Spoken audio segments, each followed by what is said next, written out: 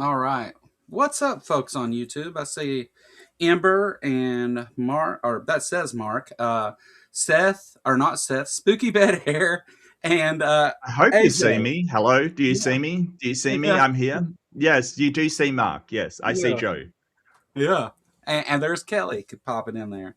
What's up, everybody? So, Hey. we came on at a kind of a special time here. I don't usually stream after 9 o'clock because school days and stuff, but I was able to secure a Mark Reid, and Oh, the school's canceled for tomorrow because there's still inches of ice on everything. So, yeah.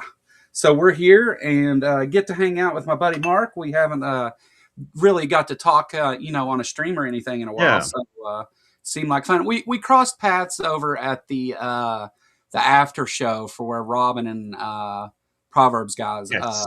Yep. had a debate, but we didn't really get to talk any there Yep. either. But how you been, man? No, no. Yeah, I'm doing okay. I'm doing okay. It's a little wild and wacky out there, but yeah, I'm doing okay. Yes. Yes. I actually had a really good day yesterday. I kind of rested and then went for Nepalese. And it was really delicious. I'm now a fan of Nepalese Yeah, yeah, from like cuisine from Nepal. So we've got a sort of cafe restaurant just around the corner that just opened up from people from Nepal. Never had Nepalese before. I just got to say I love living in a multicultural country where I can go out and have fucking Nepalese. It's just awesome. It's fantastic. Fantastic. yeah. Well, you don't have to rub it in my face, Mark. I mean, I know you've got a multicultural country Look, there. Our country's trying to be anti-multicultural. I know. I'm sorry. I'm sorry. I don't mean to rub it in anyone's face. It's just I'm just trying to promote the benefits of having different cultures, backgrounds, countries being around you and being able to do stuff like this. It's great. It's fantastic. It's a really good idea. I just love it. We got look like an atheist in the chat there. What are you thinking of proposition to me, honey? Uh, the thank you. I think. Um, Come on. I look like an atheist. I've got a shaved head. What's an atheist look like? I don't know. I don't Yeah. know. Never mind. I do notice that there's a lot of bald atheist commentators out there. So, I think I do look like an atheist. I think I do. Yeah, yeah, Maybe I'm missing the horns, right? Like the horns that yeah, you have when you're an atheist. Yeah. yeah. Well, you look like guys that would have a podcast about atheism. Well, okay, Thank you. yeah, Thank you. That's I, awesome. Yeah. No, that's yeah, awesome. yeah. It gets the vibe out there. So So should we talk about atheism? Is that what we're here to talk? Look, I don't know why I'm here. Honestly, I've got no idea why yeah, Joe asked me on the show. I have some Except that atheism related things to discuss with you, but okay. um, I try to catch your shows, and they usually come on at a good time for me where I can just kind of sit back and watch. I'm not really in chat because usually what's going on around that time is I put my kid to bed, and then I'm like, oh, Mark Reed's on, so I'll go watch this while I'll put on my headphones and Oh, watch this all while my good. kid's going to sleep. And All good. Yeah, yeah, yeah, yeah, absolutely. No, I love people being in chat, but life happens. Like we can't just expect people. Like people apologize for not being, and I'm like, no, no, no, no, no, no. Please don't. Like you have a life. If I can entertain or have fun, and or make you think, be intellectual, that's fine. If you've got life, please don't apologize to me. It's totally fine. Totally fine. And I got to apologize. I don't see yours, but I think in fairness, yours are like usually 5 in the morning for me. So I'm sorry, Joe. I yeah, like you, mate. I don't like you that much. yeah, yeah, yeah, no doubt. Like I'm not getting up at 4 o'clock in the morning.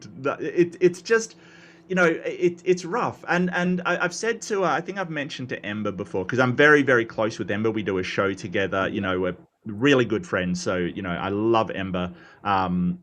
Look, I feel kind of somewhat a little disconnected because of that time difference. There's a lot of shows I would want to see, but it's like 2 in the morning kind of thing. And there's a lot of people that say, oh, I'm having that show and I get all excited. And then I find out, it's like 1 o'clock in the morning and I'm like, I'll have to watch the download for that one. Yeah, no, I have to Yeah, watch that by yeah. myself. No, Yeah. I do a lot of that too. I catch a lot of things after the fact. But Ember has been a member for 17 months and used her Woohoo! special super chat there to say Mark looks the atheistest. Uh, I the don't the know what most that means. the I, most d- I don't. atheistest of us all. Yes, if atheism was atheist, that's what it'd look like. Absolutely, That means absolutely. Mark's getting the big atheism money out there. Absolutely. Yeah, yeah, yeah. That fat cash that they give to people that rail against churches and no. Yeah, yeah. Yeah, but Holy crap. yeah. So anyway, man, I I've been catching a few things and stuff, and I like you'll cover some of the classic debates and things that I'm already familiar with. I've consumed a lot of debates way before I ever started doing this, and then Mm, by the time I got here, I was kind of on the fence about debates and things, which I do them too. It ain't I'm not against them. I know some people think that it's a waste of time or whatever, and I don't care to have those conversations, but uh, you know I think that that's like you and Ember cover these debates and do your debate dissection stuff, and I think it's really good because not just because it's like you're debunking the thing or saying, "Oh yeah, he's right how he debunked that," but really getting into why people make these arguments and what the implications of them yeah. are.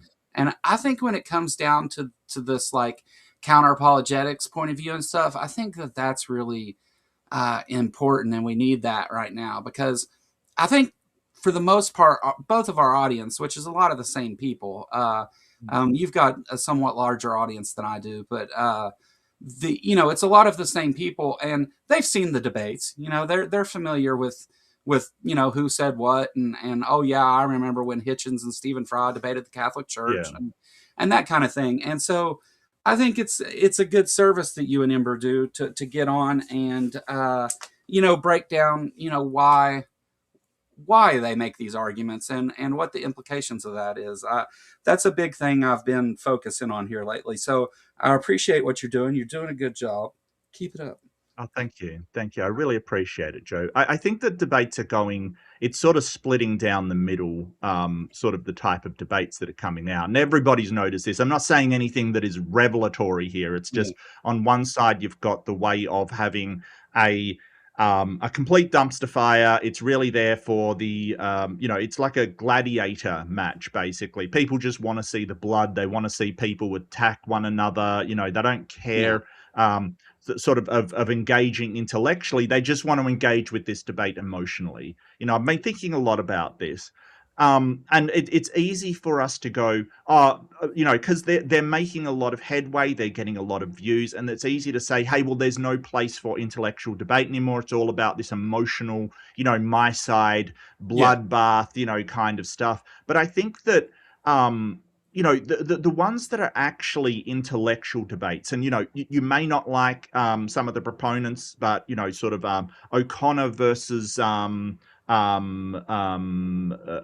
his name, Dinesh. Ben. Oh, Well, yeah, Dinesh. Hey, like I dislike Dinesh. I think his arguments are terrible. I think he sort of tries to dog whistle way too much. I think, but he at least doesn't turn it into a complete dumpster fire, being a 2-year-old, yelling out racist stuff on the internet, basically, or bringing up nonsense points because their audience is going to go wild for the, he said trans, let's go wild for that, like just nonsense. But and don't get me wrong, I'm not saying that those things shouldn't be out there, they shouldn't be on the internet, but I'm not interested in them. I want to have an intellectual debate, not an emotional one. And I've realized that about myself. I think that sort of in the hastiness to take any debate, I've gone for these sort of these dumpster fires that they call bloodbath debate. There's no such thing. It's just an emotional argument at that point. But enough people watch sort of O'Connor talking to who's the Jewish guy, Ben. God, I've had a mental blank. Ben. Uh, Uh, right wing guy Ben Shapiro. Shapiro. Yes, yes, yeah, yeah. Ben Shapiro, right? And I don't like Ben Shapiro either, but thank you, thank you, thank you. I've forgot his name, or perhaps I've just sort of, in an attempt to save my own sanity, I blanked him out of my memory. Like they had a sort of back and forth, and that was very interesting as well. And so I think there is still an audience for these intellectual debates kind of thing. I think there's definitely a place for them. And they do get a lot of traction. They do get a lot of views. They do get a lot of attention. So I see this split into gutter debating is what I'm going to call it.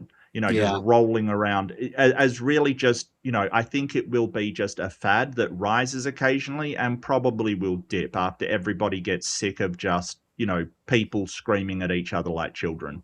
Not that I haven't screamed like a child in a debate, but Uh, I at least endeavor not to make it my intention to make the debate about that. yeah. Um, there was another thing I want to mention. Sorry, go ahead, Joe. I want to know your thoughts on that. Well, no, I mean, we all try, and well, not all of us, but uh, I've tried to, and I've got some bad takes out there too, where I've kind of lost my temper with the creationist.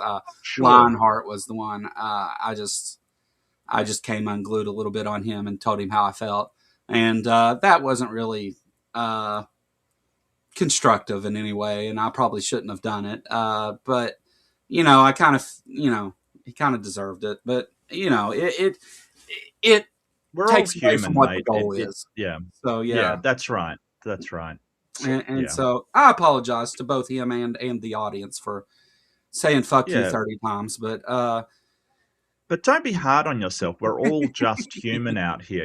Just because somebody is good or, is successful at debate doesn't mean they're not human. They're just an ordinary person with a point of view trying to argue with the best they can, and we all try to do our best. So don't be hard on yourself. Who hasn't lost their temper? Like, yeah, seriously, you would have to be a yeah, robot, especially with what some of the things they say.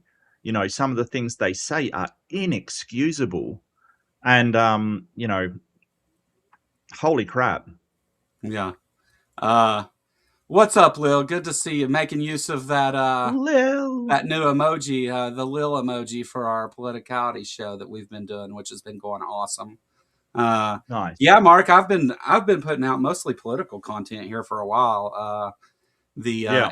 And I don't plan on dragging you into a political conversation, but the I've been doing a lot of that lately. I feel like as an atheist in a red state Yeah. in America right now that it's important to the same cause. So yeah, I've been focused on that a lot, and it's been going really good. Actually, we've been doing good. Oh yeah, I heard that you were doing shows with Robin, and then you were doing shows with Jess and Little. I think was doing some shows with you. So some of my Yeah, favorite people doing shows with you, Joe. I should talk to you more.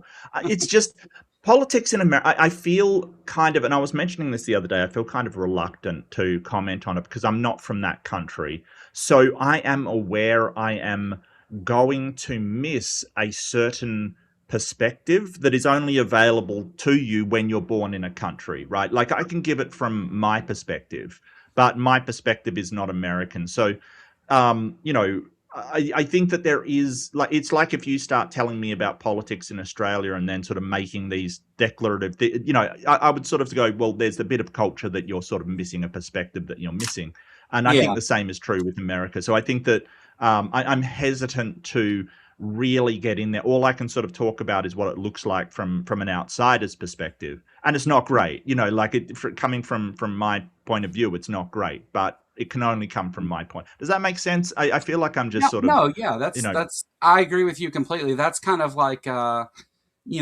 don't get on. I won't get on here and argue. Black topics with people because right, uh, you right. know I'll talk about racism, but I'm not going to get into like Mm, defending black culture because I don't have that experience or that point of view. I, right, I get you. right. Yeah, yeah, yeah. No, I totally understand. And, Yeah. you can have empathy. You can sort of go, hey, I would Absolutely. feel this way if I was in that situation, but you will never know what it's actually like because you have to live it. You have to.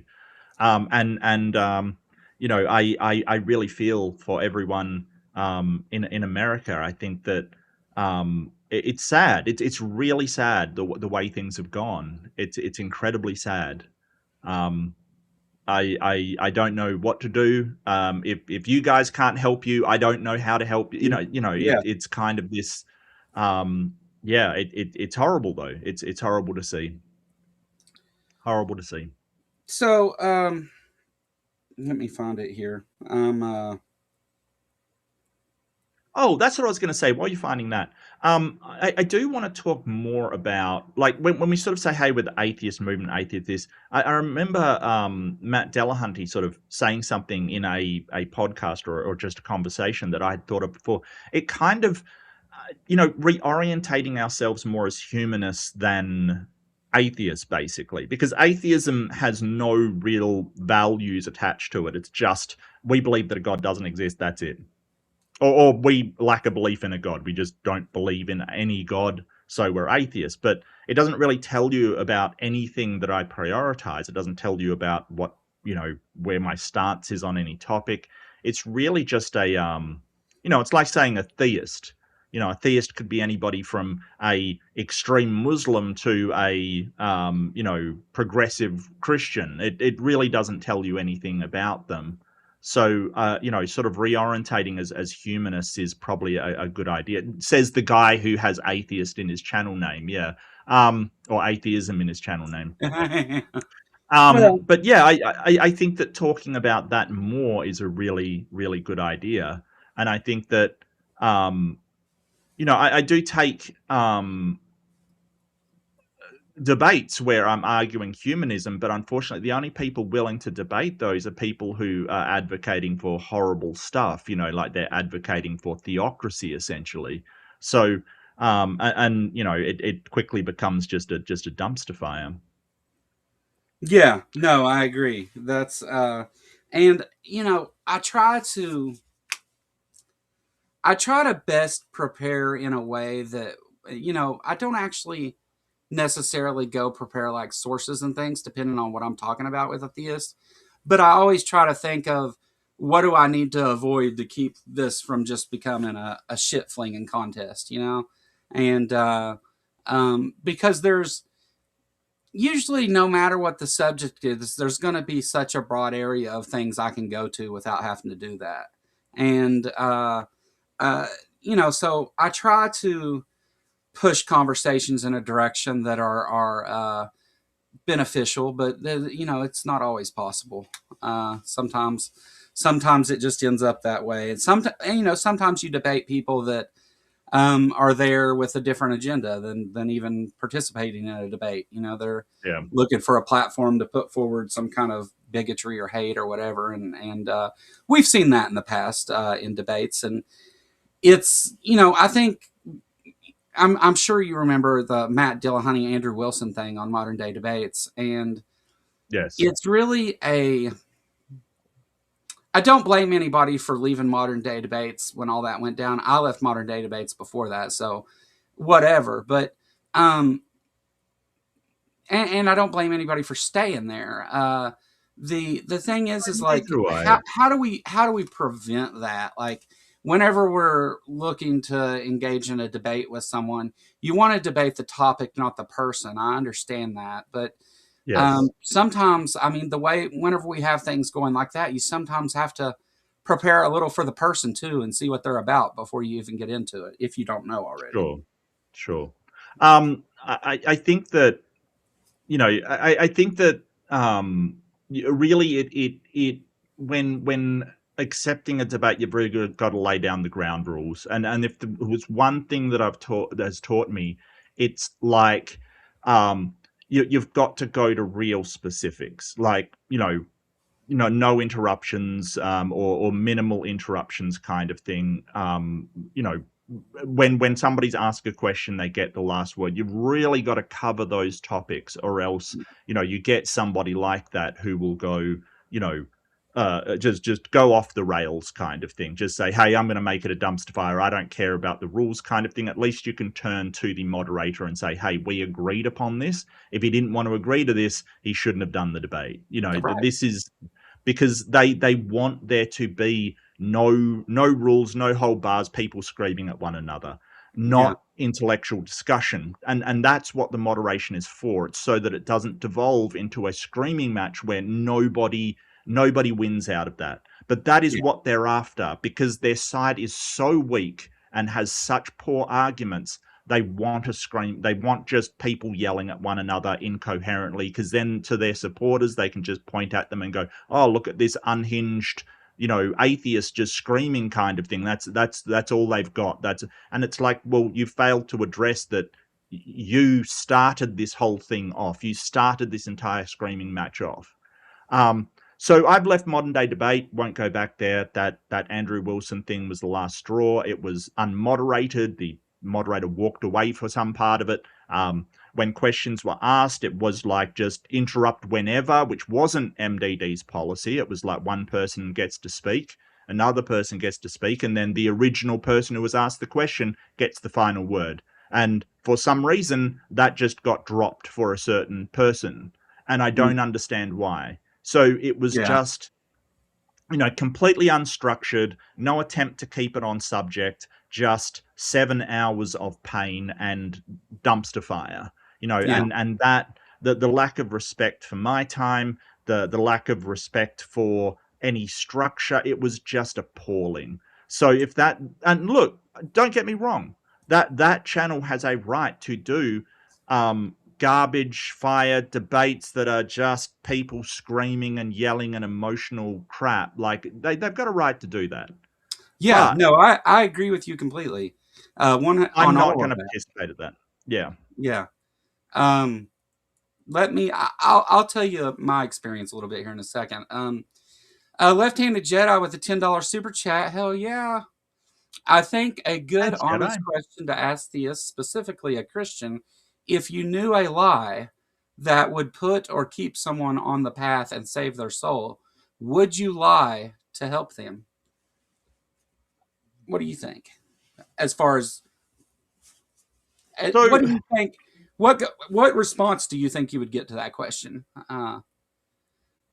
I think you'd get varied responses from different Christians. Yeah, Like some would point to, hey, bearing false witness bad. It's one of the major sins in our thing. We wouldn't lie, kind of thing. Especially followers of virtue ethics. Like if you're sort of or divine command theory. Like if God commands you to be honest, then no.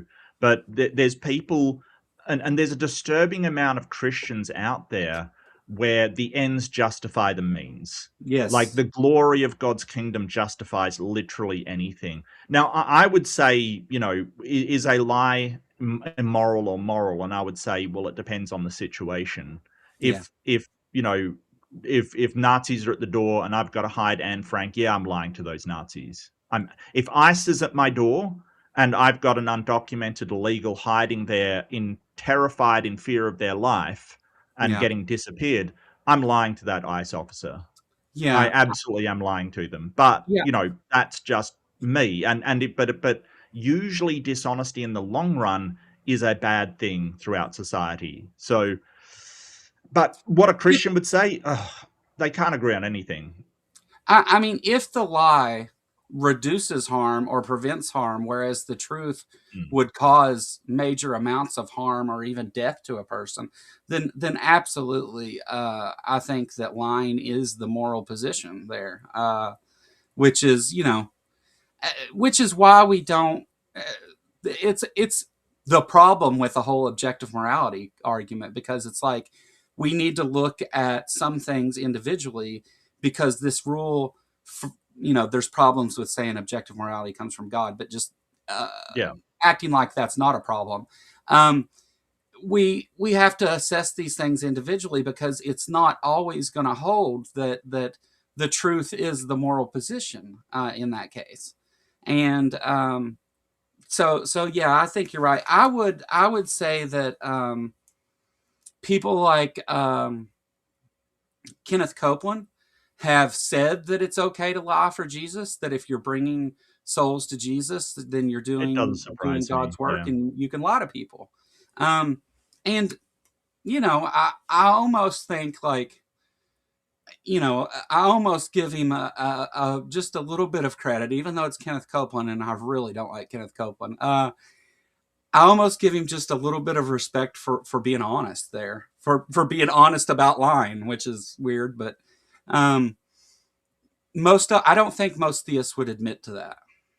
Uh, I think that most theists, and it's a great question by left-handed Jedi as well, yeah, because it is a good question to ask them. Because really, if you are lying for Jesus, I mean, they will say, "No, I'd never lie, even to save somebody's soul." Right? yeah, Like that's really what generally Christians would they actually do it? Yeah, probably. I have a very dim view of what Christians say they will do right, versus what they do, because a lot of them are like, oh, well, we're humble, and then go out and boast about how saved they are and how special they are, in God's eyes, kind of thing. Or they say we're humble, and boast about all kinds of things and how rich they are. And, yeah, you know, so what they say and what they do are two totally different things. But I think most would say, no, I wouldn't lie for Jesus. And then it's like, well, you've damned somebody for eternity. You've allowed somebody to be fallen because you won't oh, lie.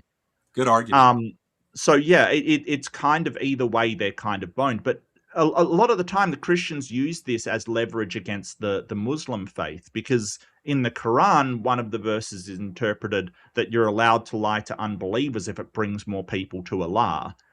So Yeah, they right, kind of use that as, hey, we're better than Islam because we don't lie getting people to our side. They do. But Muslims will say yes, it's okay to lie to an infidel if that brings them to Allah's mercy, kind of thing. So, um, but yeah, what Christians say they do and what they do are actually two totally different things. yeah, yeah. Great question from Left-Handed Jedi, and thanks Yeah, for your yeah, proposal in absolutely. the chat. That's awesome. Um, yeah, so real quick before I start on this little section of things here that I want to discuss with Mark, let me tell you guys about this. You don't have to come watch the show if you're not into political stuff, but every week Lil and I are putting together little polls that you can vote on through the week that are kind of funny and the answers are goofy and stuff. And there's a link pinned in the chat if you want to go vote in this week's poll. You don't have to. I don't mind if you don't. It's there if you want it. I'll It's all go and good. vote. But Hang on a sec. um, this week's poll, what is the real reason for Don Lemon's arrest? A, he wrote a mean tweet about Trump. B, Trump can't handle Don's riz. C, Trump thinks the U.S. Constitution is toilet paper. Or D, the voices in his head, which are Stephen Miller, told him to do it. That's the poll this week, and like I said, just having a bit of fun with it and lighthearted questions, not anything serious. If you want to go vote in it, you can. I would appreciate it.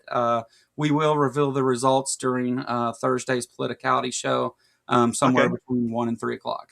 So, I, uh, I I have I have voted. oh, awesome! Thanks, Mark. There you Um, go. I won't discuss it. I'll leave that up to you and your show. But yeah, that's kind of an interesting question. yeah, You're sort of asking where the origin of Donald Trump's madness comes from. yeah, yeah, Uh, yeah. It's we should have included something about RFK's brainworm in there, but maybe. yeah, they're I purposely try to make those kind of goofy and just have fun with it. I'm not I don't pretend that our political show is hard hitting political news. You know, a lot of what we talk about is like I said, because being an atheist and very much the voices of atheists are at risk here. So Yes, we talk a lot about the implications to this community and the marginalized and minority groups within this community, the implications to the Constitution and United States law, and things like that. It's not a big news show so much. I mean, we do cover current events in politics, so you can catch up on those things. But our aim is to kind of just talk about it and the implications of it, and then end things on a lighthearted thing. We're going to repeat from last week. We're going to look at incoherent Trump quotes again. and let the audience try to guess what he was talking about in those quotes, which Right. was a lot of fun this last week. So we'll do that again. But yeah. Cool. Anyway, back on with this. So I've debated a number of creationists and theists of different flavors Hmm. on YouTube. I talked to on your channel. I talked to Kyle over there, and you know these debates are I have fun preparing for them, and it's really like a joy to sit down and put my thoughts together and kind of know what the argument's going to be and stick to one topic too, because theist channels and apologists are notorious for expecting you to know everything about every branch of science, and as soon as Yep. you answer or correct them on it, they move on to the next one without reconciling any of it. So it's nice Sure. to have them on one topic where you can hold their feet to the fire on that topic. And I really Hmm. enjoy that part. I really enjoyed messing with Kent Hovind too, because I knew that I could throw a wrench in his script. And so I had a lot of fun doing that. Yep. But I don't think that we're out here that, me especially, I don't think I'm out here changing a bunch of people's minds. But when I do those things, it might be the one person or maybe nobody, or the one person that sees it next year that is thinking about considering maybe believing or following Ken Hovind or something, and hears some of the absurdity or realizes how extreme some of the claims are, Hmm. and gets a bit of curiosity to go look for themselves. And as much as I don't like the do your own research crowd on YouTube, and I do think there is this. There's this thing where all these ideas meet. And I think that creationists are damaging Christianity more than atheists could ever hope to. I think their extreme views and stuff in the information age leads people to go say, "Oh, is that true? I can just look it up in 2 seconds." And then some of them may get in that rabbit hole there where they're like, well, what about this other thing and this other thing? And maybe I should listen to what these atheists have to say about this. And that's the best case scenario for me. I hope for that. But I don't go in expecting to convince Kent Hovind he's wrong, or that he's ever going to admit he's wrong about anything. Um, Hmm. but I do hope to reach people. I mean, I think that we wouldn't spend as much time talking about these topics if we didn't hope that somebody new would eventually pick up some idea.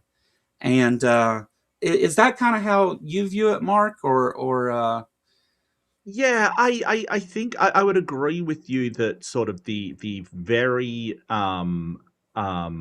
fundamentalist Christians have done a ton of damage to Christianity. I would agree with you on that, sure. Yeah, I definitely would. But I think that secularism in general has done more damage to Christianity. The idea that um, we don't have to have any one religion kind of thing. I think that has really, during the Enlightenment and even today's age, has really torn it down.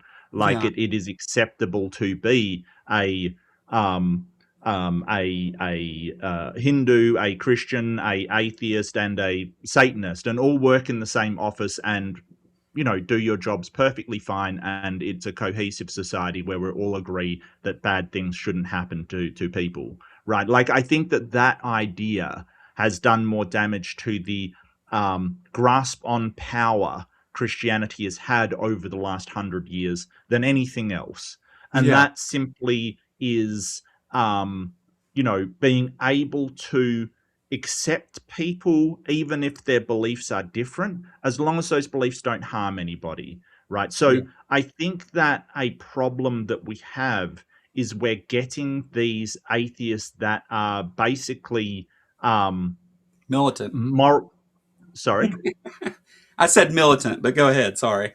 Well, no, it's not just militant, but they are sort of moral nihilists or like extreme right wing.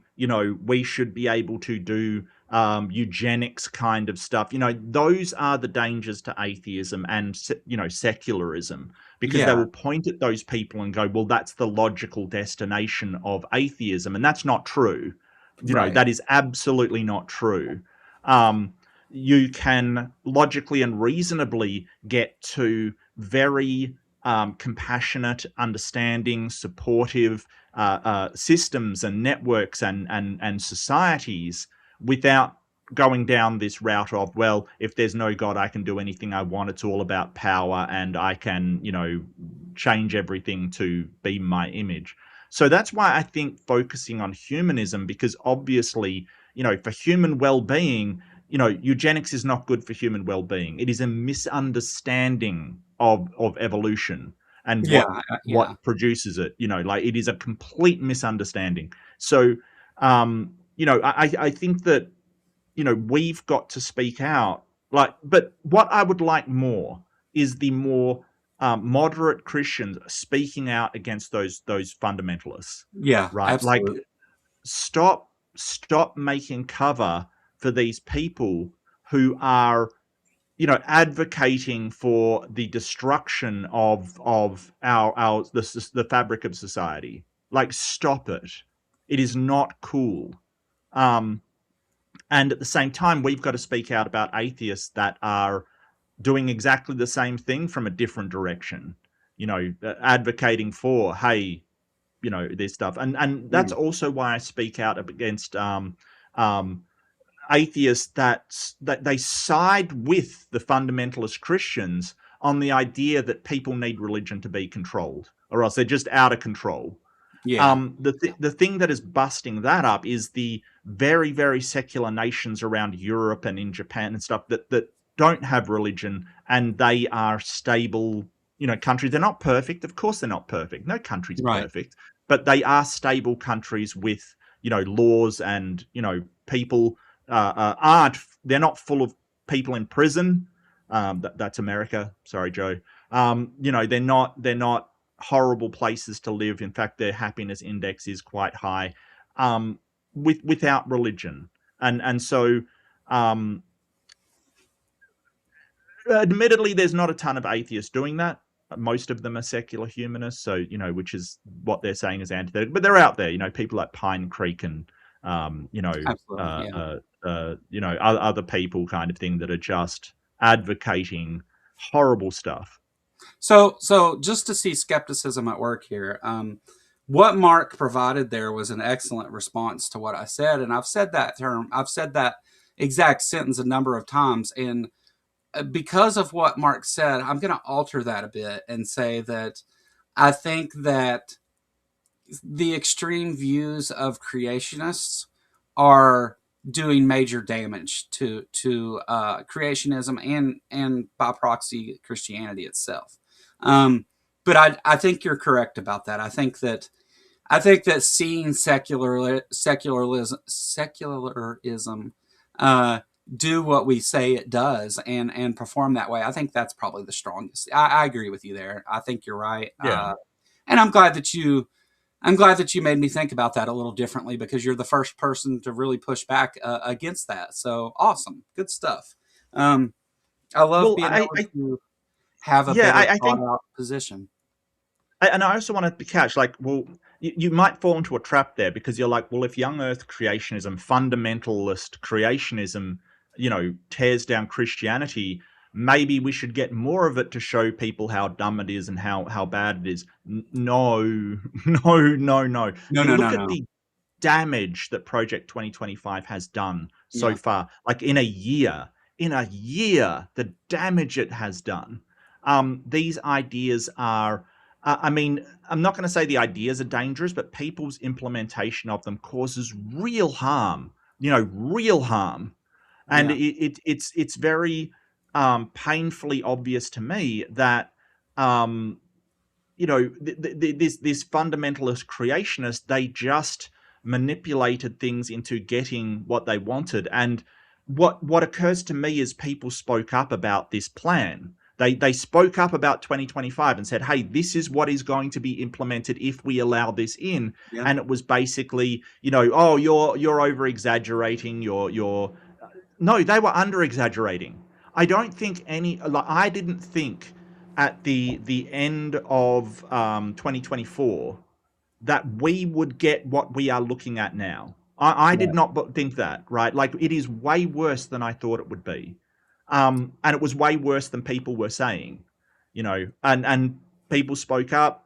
A certain president said, "Oh no, I've never even heard of Project 2025." Obviously, that was a lie.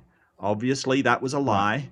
And these people are um, implementing their game plan exactly as they wanted to, and it is so much worse than I thought.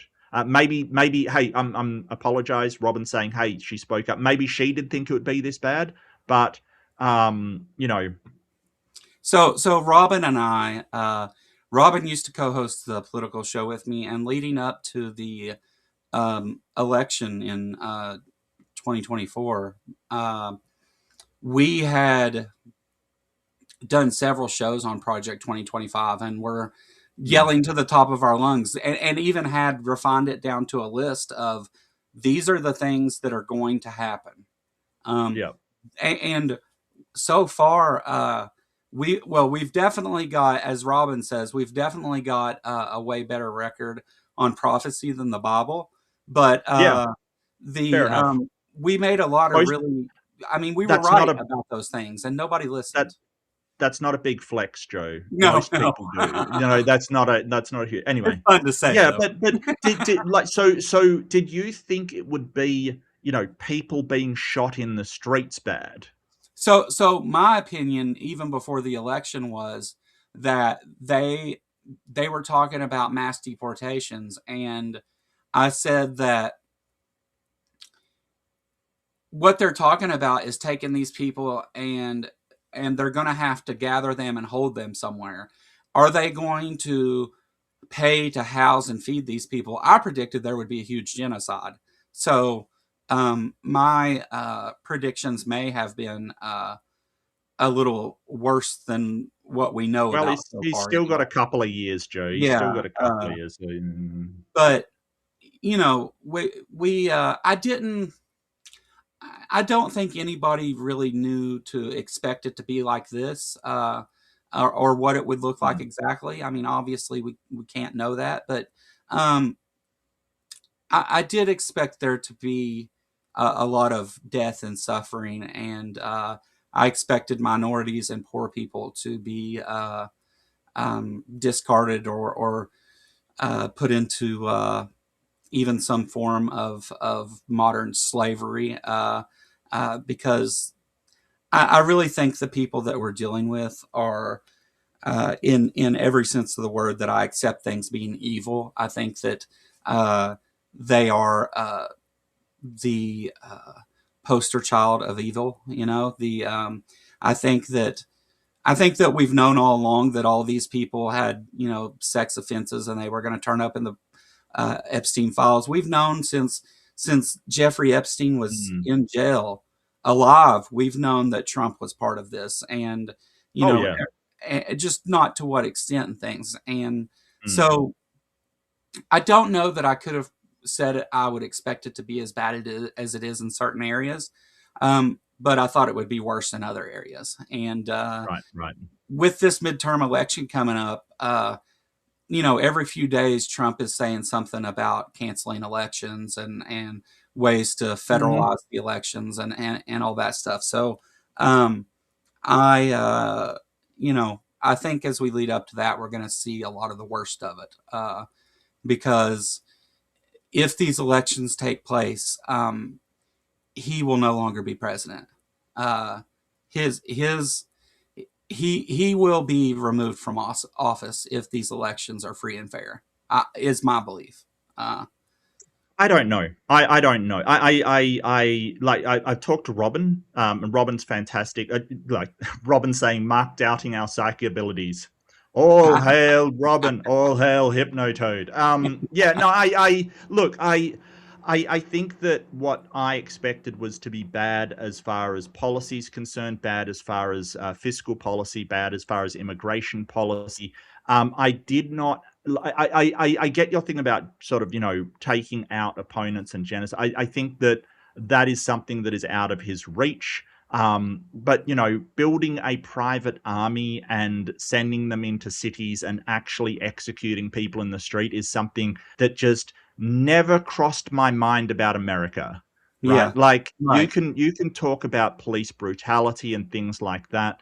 Um, the police, there's issues with it, especially for the black communities out there. Like I totally get it, but that is not a sanctioned state approved activity that they do, while it does seem to me at least for this execution to be state sanctioned, right? Like nobody, with stuff like Rodney King, that was an outrage, an absolute outrage, and rightfully so.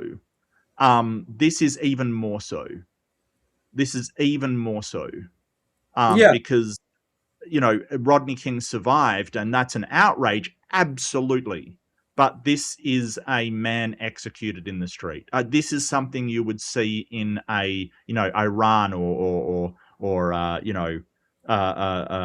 some dictatorship in Africa kind of thing. This is not America. Like this is not America. Not the Right. America I'm used to anyway. Maybe other people disagree. As I said, I kind of find it hard to and this is why I don't take these debates, and I generally won't speak about, because it's hard to talk to an American and say, hey, that isn't America. And they just say, well, what do you know? You're not American. And I'm like, fair enough. Who am I to say what America is and is not? It's just not my expectation of what I know growing up and knowing Americans and being a part of their sort of world, if you will. Um, the Yeah. Americans I've known, even Christians, yeah, no, I've known Christians as Americans, and they're good people. They are Yeah. good Most of the people. time. Yeah. Yeah. So it's really disturbing to see a segment of them support a a a nurse, a veterans care nurse, gunned down in the street, like executed in the street, being unarmed, who was trying to help two women being pushed over and accosted by what can only be generously called law enforcement, because I did not see them throw anything at the officers. I didn't see them, do anything to the officers. They just yelled at the officers. Guess what? You can do that. Yeah. You can do that. You Yeah. know, if I saw one of my police officers in Australia like push over a woman after she screamed at him, I'd be like, "What are you doing? What Yeah. are you doing? Like seriously, you can't do that." Right. Yeah. That's and I made a recorded video, a response video to a rather large I would call him a gun tuber channel, but Okay. he covers many things. He's an ex cop and stuff. Angry Cops is the name of the channel. But I made a Mm. response video to him covering that, where he said it was a legal shooting and everything was legal about it and all that stuff. And a channel with 1.5 million subscribers. So um, my take on that is that it was an illegal detainment, which means that it was an illegal detainment with risk of injury, which is an aggravated circumstance, which makes it a felony. They killed somebody in the commission of a felony. That's murder. The that's my take on it, as from like really analyzing the whole thing. Now, if I step back a bit and look at the picture a little broader, I would say that the whole reason that ICE is showing up with tear gas and rubber bullets and all of these things is to fight with protesters and to stoke violence. And I'm glad to see that overall the protests are nonviolent, and that people are just following them around and letting them know how they feel and using their voices to speak up and all that. Mhm. I think that that's excellent. I they're really trying hard to provoke people, and Yes. things like this are not everybody has the emotional tools to cope with these things without getting irrational and acting on emotion. And so I fear that they're going to succeed in provoking people, but so far the people of Minnesota have been amazing, as far Yeah. as keeping it peaceful in the face of violence against them. And I hope that continues. I really do. um, Oh, look, I am really impressed with the people of Minnesota. I wish I could declare them honorary Australians, quite frankly. Like, seriously, they have been amazing considering how much they've been provoked to respond in a way that gives them the high moral ground. Throwing yeah, snowballs, for instance, rather than throwing pepper spray and tear gas. yeah, That is gives you the high, because you can say, hey, that's if you throw a snowball instead of a brick. I saw a article on a bunch of protesters that got a whole load of on sale dildos and threw them at the ICE agents, right? And what yeah, what the article said, and they're absolutely right, is there is no way for an authority figure to combat that and retain any kind of authority, right? right, Because even if they kick them away, you've then got a photo of an ICE agent kicking a dildo. There is no way to cope with that. And it reminds me of the time that somebody threw a shoe at George Bush right, I think it was due to the Iraq or some other, sort of bombing that he did. And it's like, there is no, it's not designed to hurt them, right? They're not being physically hurt, but there is no way to maintain your sort of gravitas through something like that, yeah, especially with dildos, right? So this is the kind of thing that they're doing. And I mean, the average person on the street, we get thrown a dildo, we pick it up and slap it on our head and laugh and go about our day, right? It's hilarious. But mm, they are trying to maintain this, oh, we're big and tough and strong. There is no way out of that for them, yeah, right? yeah, um but so I love what they're doing. I am so impressed with their tenacity. You know what I mean? Like, they are not backing down, and I totally understand why.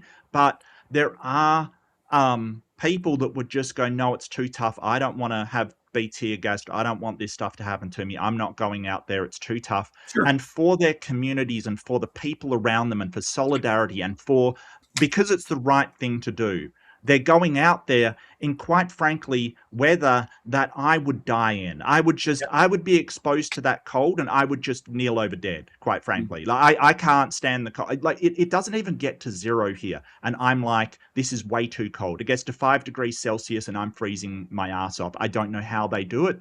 It's probably an environmental adaptation thing. yeah, There's something non-human about that, but I love them. I love the Minnesotans and what they're doing. I've said on a couple of people's videos, I really admire you. It reminds me of when, and why I say honorary Australians is because a few people have come to Australia. Like, when I remember, if you remember Aaron Ra and Matt Delahunty, I think it was the Unholy Trinity did a world tour, yeah, and they came to Australia. And I think they spoke at the Sydney Opera House, which is wonderful, just wonderful. And I love the idea of that. It's sort of an icon of one of our major cities, if you're not aware of it. Its architecture is incredible. Like, it's just an incredible place. And so Thea showed up and started preaching at everybody. And the entire Australian crowd just all in one voice yelled like dickheads at them, or no, and they started chanting bullshit at them, like bullshit, and just drowned them out. And I was so proud of them. It's like, yeah, that's what we can do. We have the numbers. We are the people, yeah, and this. I mean, ICE is probably the most hated organization in in in the world at the moment. And I'm including, like, EA and Monsanto and companies. And like, if you're in that place, you really should not be, like, just quit. Seriously, just quit. No, Like I get. when you have to put on your resume, I was an ICE officer, you might as well just throw your resume in the bin because that's where it's going anyway. Like, Yep. seriously, just quit. Just quit and explain in your next interview, hey, I was part of ICE. I have a moral duty not to hurt people. They were hurting people. Yeah, I was misled about Yep. what I was getting into, and so I got out of it. That would be a at least I think people would understand that.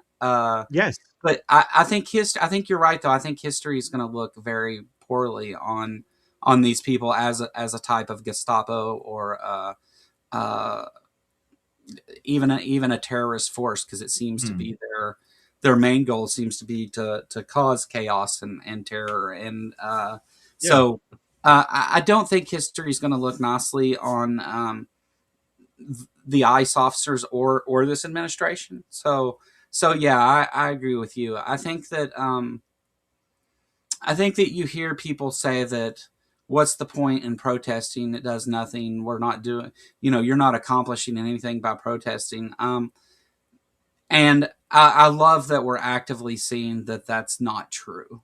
Uh, Yes. I hate the situation that we have to be in to see it, but those 50,000 people out marching in negative 20-degree weather, that Mm. means something to a whole lot of people, and it shows you, it demonstrates to you even the tenacity of these people, and what they're willing to Mhm. do to be heard, and to show that Absolutely. they are not happy with what is going on, and you know, And look, uh, it's bigger than just Minnesota. Like, oh this is the yeah, thing that I really appreciate about them, that they're showing that, um, for a start, it's working because, like, all around the internet you have these accounts sitting there jumping into the chat and sort of going, oh, they're all paid protesters. Oh, get the hell out of here. No one believes your lies anymore. Like, seriously. Yes, that mother and her 5-year-old are both paid protesters for mhm, sure.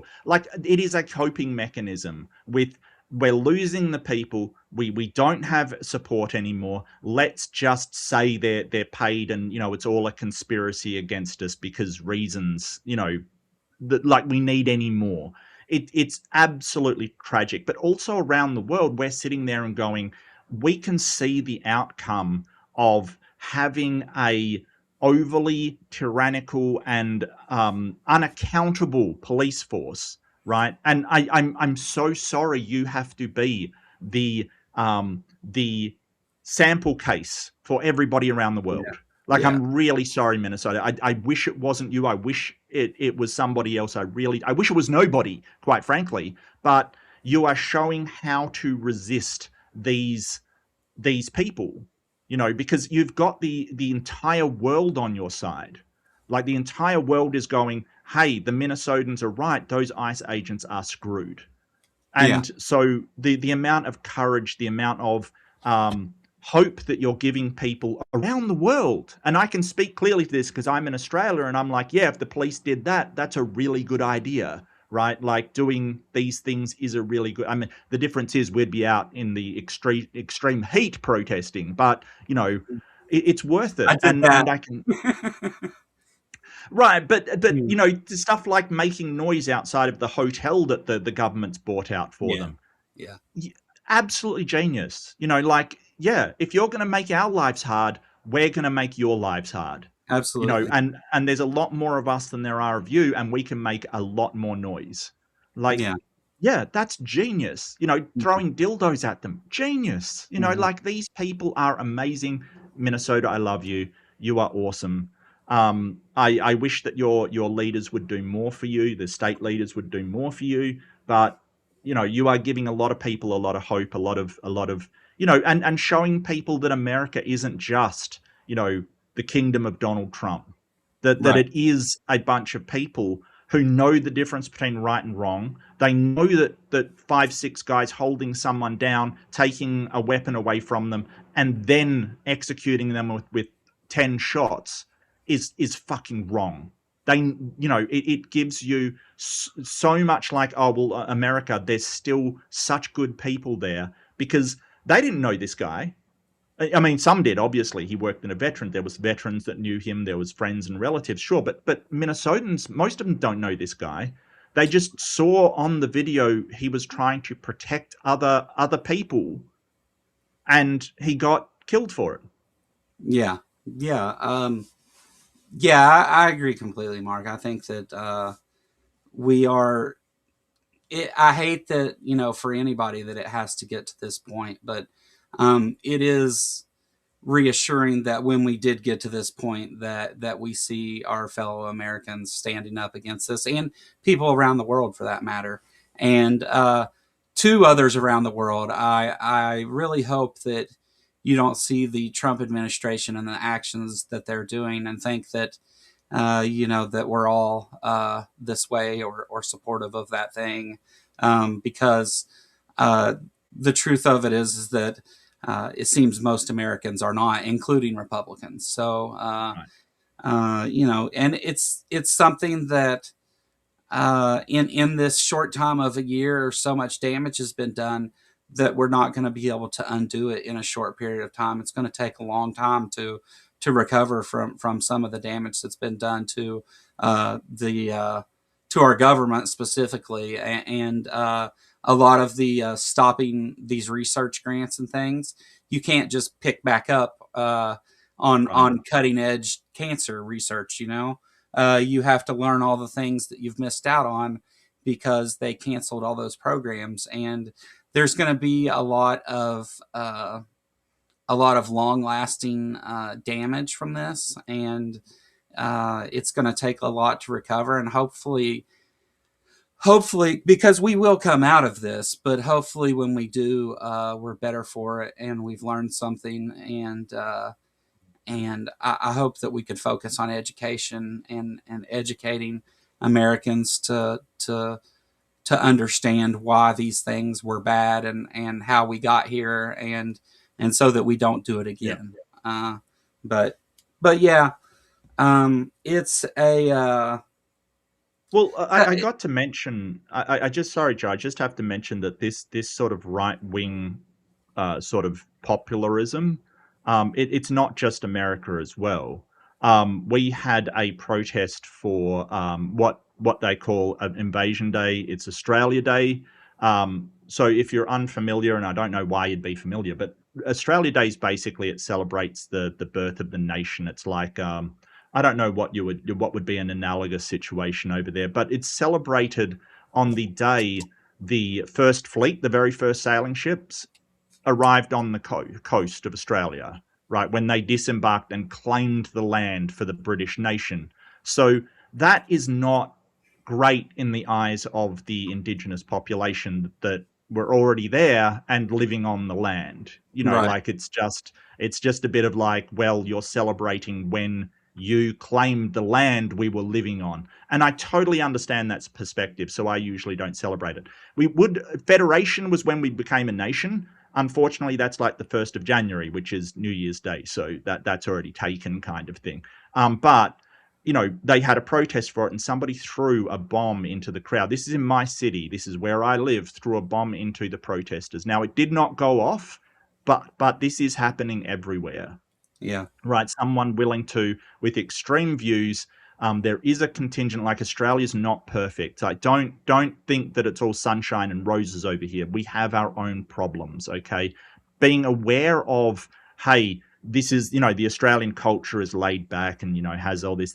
That's not understanding the problems the country has. Right. There is problems here, but just because we have problems doesn't make it better or worse than America. And I don't think it's too late for America. I think that people have seen where this kind of fundamentalism and this kind of radical right wing, they call people radical leftists when all they are is just left of radical right politics. They don't want a totalitarian system with one person in charge. That isn't a radical left position. That is a very that should be a right position in America, Yeah. where the GOP still upholds the values of democracy. They're just, have a different perspective of capitalism and all of these things rather than the left. But instead, it's like, well, if you're not for Trump being a lifetime dictator, then you're a radical leftist. And it's like, that is not a radical left position. Like, they keep shifting the Overton window. And I Yeah, think that we should start talk about it being shifted back. Like, sort of say, hey, if you support someone being shot in the street after they're disarmed, then you're a radical right, person. You are. yeah. So as far as the Overton window goes, sorry, my Kentucky got in there. Um, as far as the Overton window goes, I would say I kind of look at this as I think uh, if they don't blow it at the last minute, I think that Republicans are going to lose very badly in this election, and Trump If had there's election. yeah, if they take place. And Trump has shown that anything he puts his name on, anybody he supports, it's poison. Trump is toxic Yes. to getting reelected right now. So I think that's going to force a lot of the right to move back towards the center. And I think that is our opportunity to kind of drag the Overton window back to the left at least a little bit. And I hope that happens. I don't know that it will, but it sets up an opportunity anyway to do such a thing, I think. Well, I think in those states, I would be cautious about voting Republican when the Republican has endorsed Trump, supported his policies, supported everything that's happened. It gets timed towards the election, and suddenly they're talking about Trump did things wrong. We can do things better. We can do things different. Because odds on that person is just saying it for the election, and they Yeah, will just.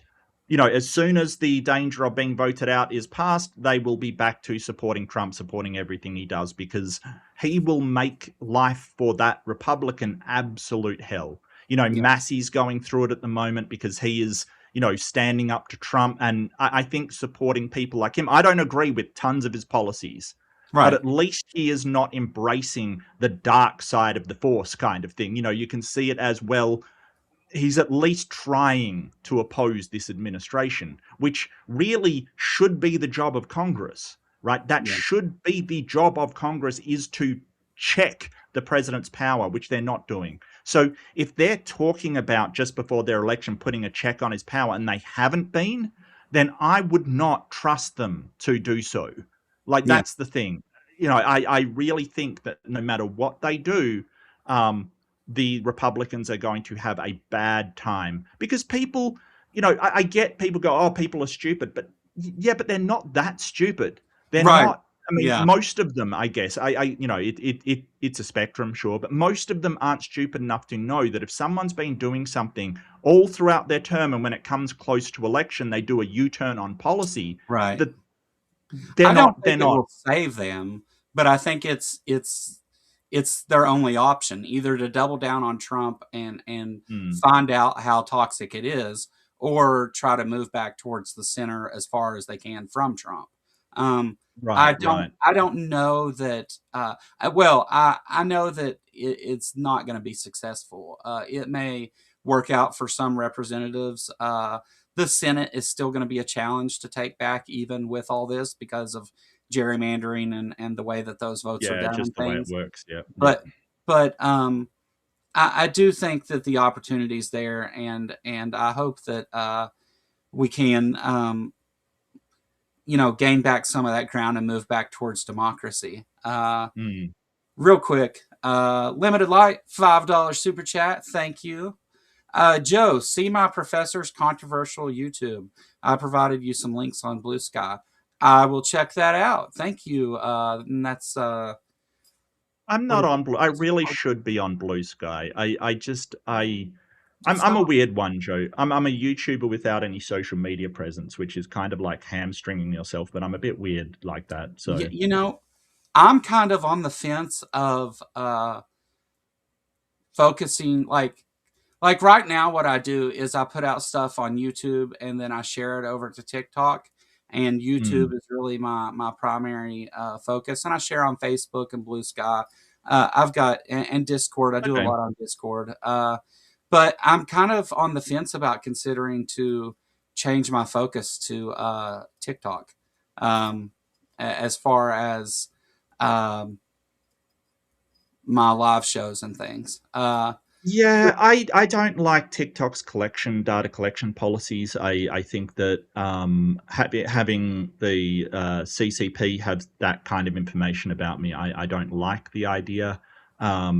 I think that their usage is not great. I just distrust that company in general. I really do. Not that Google is that much better, but at least they have a better policy as far as information collection is concerned.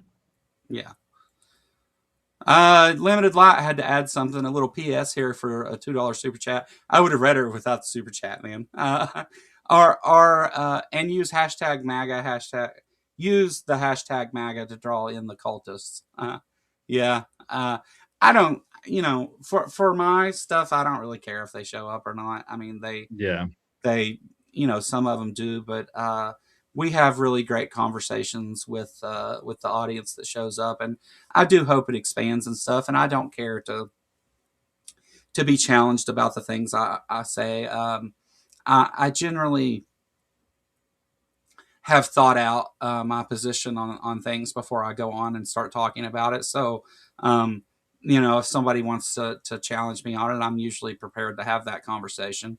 But it doesn't happen too often. And, I'm kind of a smart ass about the whole thing. So I think it kind of, you know, people I think are more like whenever it comes to pushing back and causing problems, um, they're more worried about witty people than intellectual people. It's almost like the reverse of what Kent Hovind does, because like Kent Hovind uses quips and his charisma and things to to retain his audience and try to get over on people. Whenever you debate Kent Hovind, it's not so much about the subject you're debating as it is that you're debating Kent Hovind, because of how he is and who he is and all those things. And so I kind of, I put my own little spin on it and stuff, but I'm never afraid to have that conversation about those things.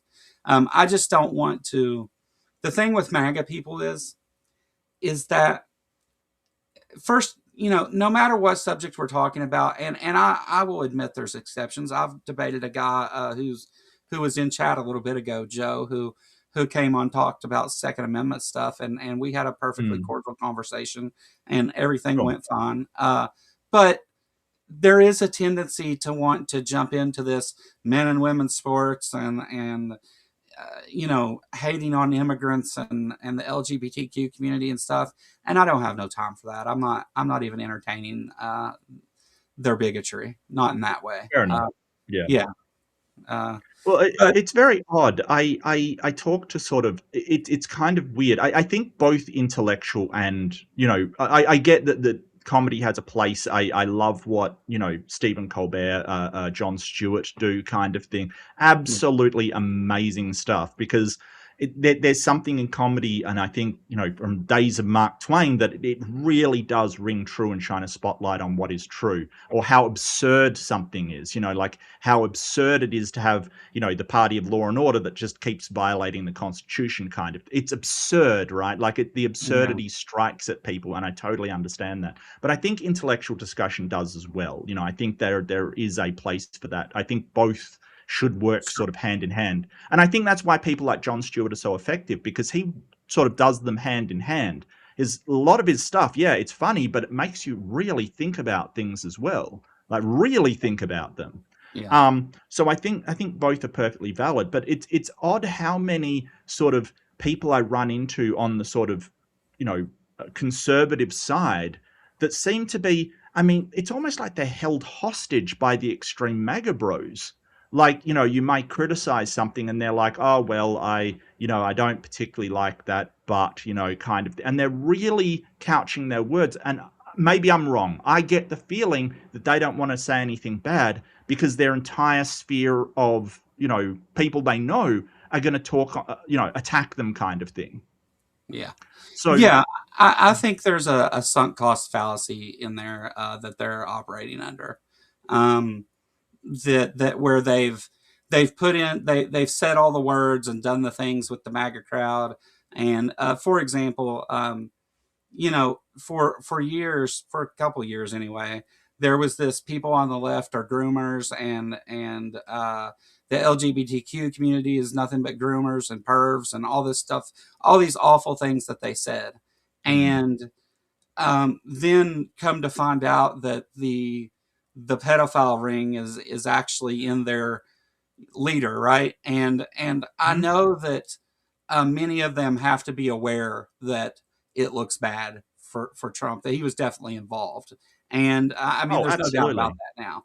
But Yeah, yeah. they're, because of all the things that they've said and all they've voted for him and they've supported him and they've done all these things, and their community is a community of people like that as well. They have a Mm. like-minded community, and if they were to back off of that now, uh, they're going to be shunned from that community probably, Yep. and they're going to be called the things that they've been calling people, and Mm. they don't want that, and I think there's a sunk cost aspect to it, Yeah, that yeah. affects it a lot, because I think the MAGA movement really preyed on ignorance and people who lacked education. To put it lightly, I'm not trying to be mean about it, but I think that there was a concentrated focus on those things. And I've got some theories about ways that they did that I've looked into and stuff, as far as like the use of AI and things like that, on how to create division Mm. and stuff like that. But I can't say for certain, but it does have that appearance to it. And so, um, Mm. whenever you're ignorant to a a subject that you feel very strongly about, Mm. your all of your arguments and all of your actions are going to be based on emotion. And they've done a real good job of scapegoating and fear mongering and all that to get people Yep. to act on emotion. And Yep. I think I think there's a lot to that we look at it and just say, that we've got some stupid people, and we've got the rednecks and the white folks, that the white Christian nationalists support Trump. But I think those conversations are valid and those points are valid. But I think there's also a bigger picture of what's going on there, and I try to be open to looking at possibilities that have not yet came to light, Mm. and but I'm skeptical of all of it at the same time, so I'm not going out there Mm. and saying this is the case, like, but what it looks like to me anyway. Well, I think it's interesting because I don't think there's just one segment. I don't think it's just, oh, they fooled everybody, or they lied to everybody, or that, hey, these people are stupid, or they're just on board of this. I think it's a whole wide range of people that they Sure. sort of targeted specifically for what they believed, especially the Christian section, that they targeted them to sort of say, hey, they already have a bigotry towards homosexuals and gay people and LGBTQI people. Let's use this for those people. Let's use a hatred of Hillary and things for that. I mean, don't forget, like, Clinton's in there as well. Like, Yeah, yeah, it's not just um, a you know, it's not just a, hey, this is Trump doing this. The problem is that with the Epstein thing, it is a broad swath yeah, it's of, not party dependent. right, right, but the swath that it isn't gay people and trans people and things like that. It is the incredibly rich 1% who Yeah, have been doing whatever they want because they have set up a system where the rules don't apply to them, but it does apply to you. Right. yeah, So if you don't pay your traffic tickets, you're going to jail, but they can literally have a trafficking ring and get away with it, and that is the problem. But they've set it up so. And I mean, I was talking to a Christian just the other day, maybe yesterday or something. I think I was on with them, and they sort of said, "Oh, I'm going through these struggles in my life," and sort of then he wasn't blaming it, but he was sort of saying people like gay people circumventing the law to get married is kind of why I'm here. And he has been convinced that the problems in his life are being caused by gay people and trans people and all of this. And I felt so sad for him Because even if, like, just say, we would never allow this to happen, but if just say you eliminated all gay people, just say you did a miracle and all gay people weren't gay anymore, it still wouldn't solve those problems he's talking about. The reason why those problems exist is because rich people have set it up so they get everything and you get fucking nothing. Right. That is what has happened, right? And that's not the trans community doing that. It's not the Mexicans doing that. It's not anybody doing that, but people who have so much money they don't even know how to spend it anymore, but they Yeah. still want more, right? Yeah. And perhaps the system itself has been set up to do that. The system itself is working for the people that have to get more, and the Yeah. people that don't get less. And perhaps that's a systemic thing, but I could not understand for the life of me. And I will upload these videos, by the way, people. I'm trying to work on it. I'm trying to do good content for you. I'm due sorry. That's overdue. I know it. I'm feeling guilty all of a sudden. Anyway, but it is sad that this person's been convinced that these problems that they see that they've been convinced of are going to solve things they have nothing to do. It's like saying, well, if we get rid of all the guinea pigs, I'll be able to pay my mortgage. It makes no sense whatsoever. Like, gay people are not causing you any harm, and it's wild. Like, it's Yeah. just wild that they've been. But that's one section. I think another section is people that are so convinced that everybody sucks. They're so evil. They're so horrible. They need some form of sort of totalitarian or despotic or fascist system in order to keep them in their place, right? In order to stop humans from sucking, we've got to basically suck even harder, right? We've got to be in charge so these people aren't, getting out of hand kind of thing. And I think some people have been convinced that instead of a accepting, modern, progressive society that has checks and balances on the government and distributes power to everybody in the society, they think that it's going to happen with some sort of totalitarian system.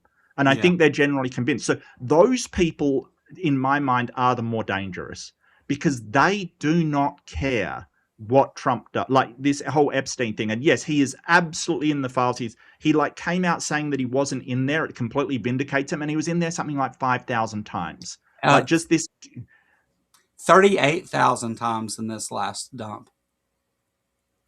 Okay, Yeah. I hadn't heard that, but yeah, it does Yeah. not surprise me. He is a predominant figure in them, and to say I am unconnected with these files and still keep a straight face and look like he's actually telling.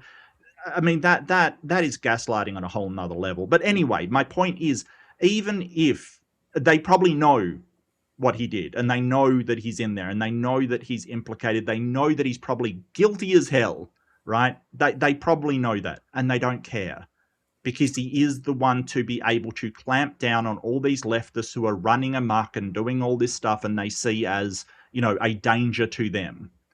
And so we have the fascists, basically. They don't care what he's done. Yeah. The Yeah. ends justify the means. Uh, Titan, the connection that can be drawn between Trump and Russia alone from the Mm. files is immense news. Yeah. I will be talking about that Thursday. At least part of the show will be about that exactly because, Okay. yeah. But no, I agree with you. And so it was 3.5 million files that were released, and those files, many of them contain multiple documents within them. So we're talking about several million documents here, and the number that I heard from Midas Touch, who quickly downloaded all of these documents, and they've went back and tried to pull the ones off of the Yes. server that were damaging to Trump, but they had went through and I guess just done a count overall of Trump's name being in it, and he's mentioned 38,000 times. The and he's mentioned specifically by victims. One Jane Doe claims that she was introduced to Trump by Jeffrey Epstein at a Mar-a-Lago party, and Yes. he grabbed her and pushed her face down to his exposed penis where she bit him, and he then punched her in the head and pushed her and things. And so it's not just like they're saying, oh, well, Trump and Jeffrey Epstein talk to each other. He's involved. And Right. there's a lot of implications to his pageants and Steve Bannon, Jeffrey Epstein connection to Putin. And so there's a lot of things that we're learning from them. And I imagine the other 6 million files that they're refusing to release now um, probably contain the most damaging stuff. So um, I can't tell you for certain they do, but that's the picture that's being drawn here because they constantly attempt to censor anything to do with Trump. They were caught. They part of their redactions was they redacted his face in some photos, but Yes. his body's showing, and you can tell it's him. The Yeah. big long And red that's guy, against the and law. yeah, right, That's against right, the law yeah, because the Epstein Act says that the only redactions you can do are of victims' information. Trump is not a right, victim. Okay, right, like there is no possible way that he is a victim. yeah, That and if they do redact, they've got to present to the court why they've done the redaction, and they're not doing that either. So they've sort of said, well, we're not releasing any more. We've got more. We're not releasing them. And it's sort of yeah, like that is 100% against the law. So yeah, that's what I mean about the absurdity of, a party that said, oh, people break the law. We've got to stop them. They come in illegally. We've got to stop, they're illegal, lawbreakers that we've got to clamp down on. Yet they will freely and openly break the law if it's for their own best interests. That right, is a system where you have one class that the law doesn't apply to and one class that the law is viciously punished at every opportunity. And that's not right.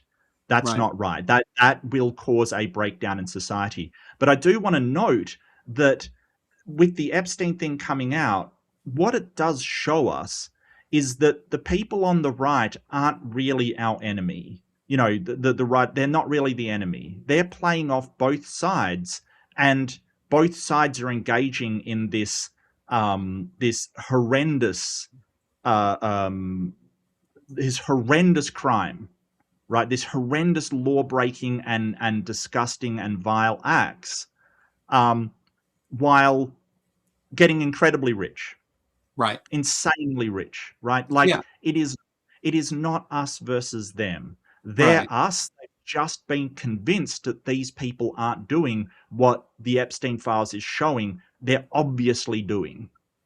Right. And whenever I try to expose these things or talk to people on the right, I want so badly to save them from themselves. I mean, that's really the position that I end up being put in by having those conversations. Is it's like I'm trying to give you the information to save you from yourself. Like I don't hate you. I don't dislike you because Mm. you're on the right. I think that your support of Trump implies that you're okay with things that are incredibly horrible and despicable. And I hope to show people that there's a way out of that. Like you can step away from it at any moment. Like you don't have to keep on. Like and nobody's going to be mad at you. I mean, people on the right may act like assholes and stuff to you afterwards, but if you care about those things, you can leave at any time. And Well, I think, Joe, we've got to separate sort of the categories that we're talking. We've got to separate those people that have been convinced that Trump has done nothing wrong, and they're just like, well, he's going to do the ones that have been tricked, from the right. people that literally don't care, Oh, that right. literally Different do things. not care, Yeah. right? They are a different class of people, a bit different sort of type of person. Like you think that, there are some people still believing Trump in the face of all the lies, the economy going badly, and he says it's fantastic. I I I would love to reach those people and Yeah. show them, hey, but those other people that are like, well, we don't care, we're happy to lie, we're happy to cheat, we just want a sort of fascist or totalitarian civilization because that's the best thing for people because people suck, basically. They Yeah. basically think we've got to control all these people. They're out of hand. I want to feel safe. Don't, by the way, I'll never feel safe. They'll Yeah. never feel safe. But, we've got to control all these people. Those are the ones that it is pointless talking to.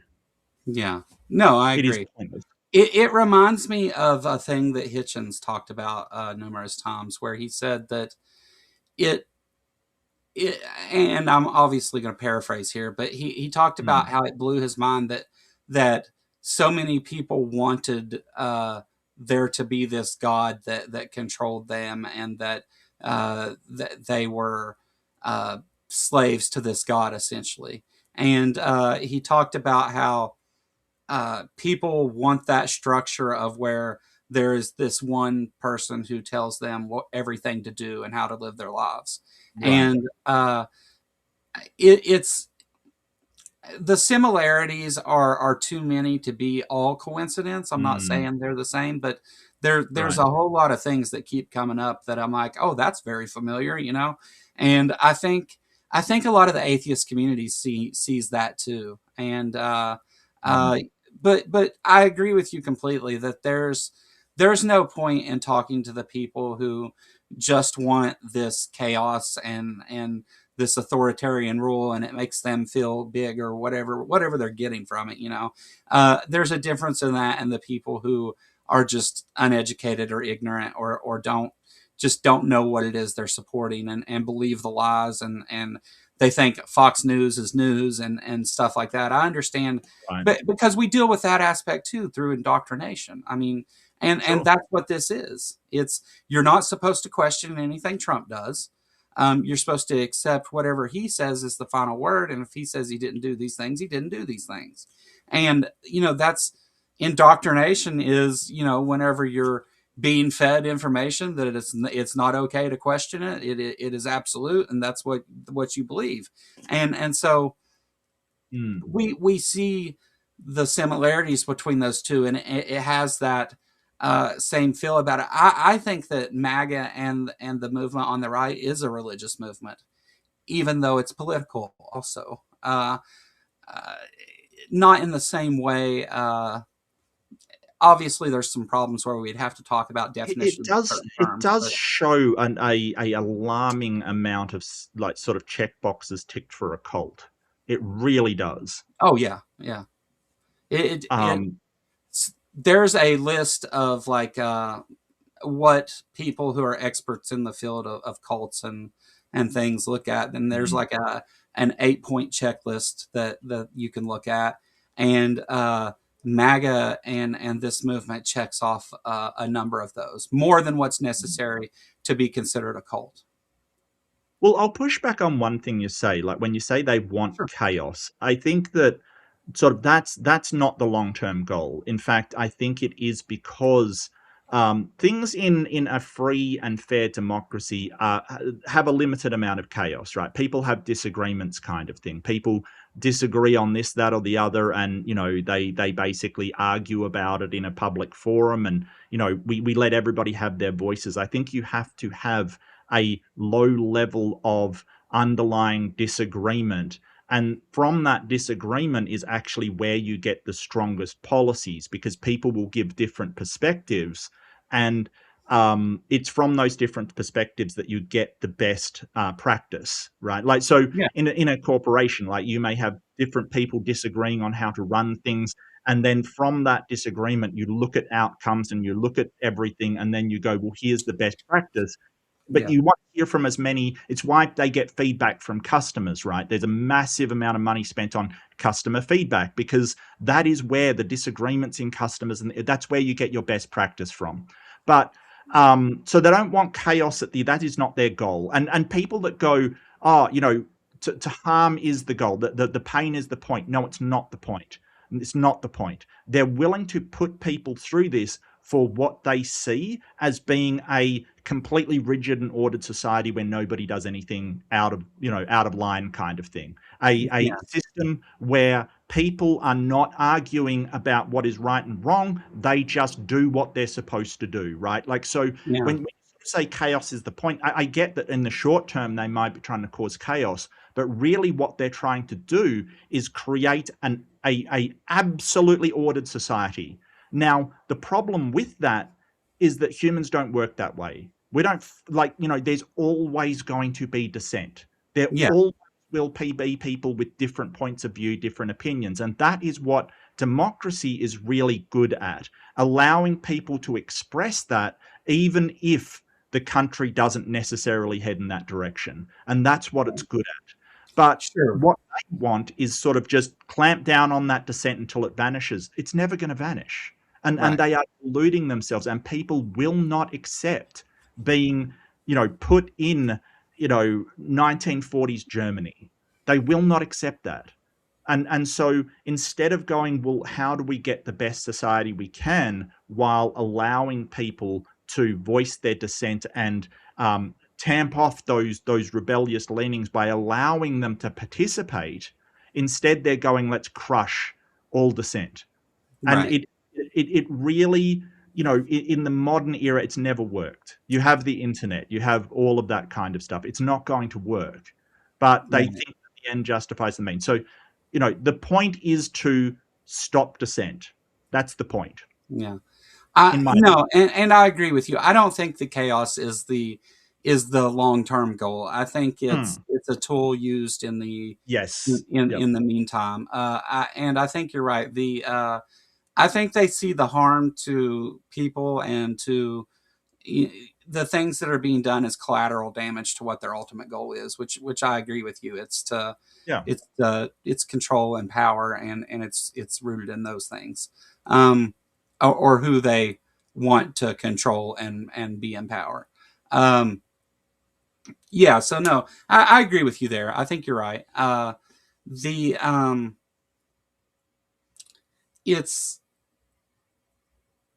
it's it's difficult sometimes to try and get a picture of exactly what it is, what goals are there, and I think generally that well, most of them, I would say, I would agree. They want this particular, they want their ideal in power, and they will do whatever to get there. And if that means people got to die, or we got to go back 50 years, which some of them say, back to the 1950s when everything was good, which is Mm. fucking crazy. But I agree with you overall, though. I think that's a better picture of it. But yeah, the chaos thing, I definitely mean in the immediate. Not, I don't think long term they want chaos. I think they want control. The opposite of chaos. Well, Eventually, if you want to shut them up about that, just tell them in the 1950s there was like a 70% tax on high income earners. yeah, That's one of the reasons why the country did so well during that time, is yeah, because Reaganomics hadn't kicked in yet. That sort of trickle down lie that's never worked ever. Um, and basically the tax rate for people earning what would be today, like $2 million to $3 million a year per annum, it was 70%. 70% of that income. So, yeah, tell them that. yeah, no doubt. Uh, well, I mean, I think that whenever you look at statistics of the number of Americans who don't even know what the three branches of government are, or how a law is put into effect, Mm. or the difference between state and federal laws, and just the number of Americans who don't know that, who don't know, you know, can't name three other presidents other than the last two. Like um, Mm. it's. It's troubling, and I think that there's no single issue that can solve all of this clearly, but some of the bigger issues that I think are at play, which I don't even know that we can really. I mean, we can always make strides to do better in any area, like science denial within our government's a big thing, but Mm. the two things that I look at and say we can do the most good by fixing these two things would be education and wealth inequality. What do Yes. you think about that? Well, I think education, absolutely. I think that is definitely a priority. But I think the single most priority that most governments, including my own, should be is the separation between corporate interest and political system. I Yeah, think that is so out of control that people, it's not people that are being represented anymore, or rather, they're being represented through sort of a corporate lens. Like you're putting a lens up to the thing is this, will people support this corporation, corporate? It really is pervasive. It's overwhelming. It's really skewing everything. And the business interests aren't even being held accountable anymore for what they do. Like it's absolute madness. So I think that is the number one issue. And obviously people like Bernie Sanders have been on about this for ages, kind of thing. Like they've been banging the drum for ages, and people have been listening, but he hasn't gotten really anywhere. um but yeah, education, and just the tax breaks for billionaires, like wealth inequality, I would say. It's wild. It's absolutely out of yeah. control. I mean, there are people with so much money that their pets are living way better than a majority of Americans. Oh I, yeah, I don't know how you end up with a system like that, but what the actual fuck? yeah. I think the Citizens United thing. I don't know. Are you Yes. familiar with that? Yeah, I think that Strangely enough, yes, I am very familiar yeah. with that. Yes, I where think we made money is some poor speech. Yeah. decisions, and Oh yeah. yeah, the money in politics is definitely a problem, and the this whole it's so silly too, where we talk about treating corporations as people when it's beneficial to the corporations, but when it's not, we don't Right. and the hypocrisy within that is glaring. It's It's so bad.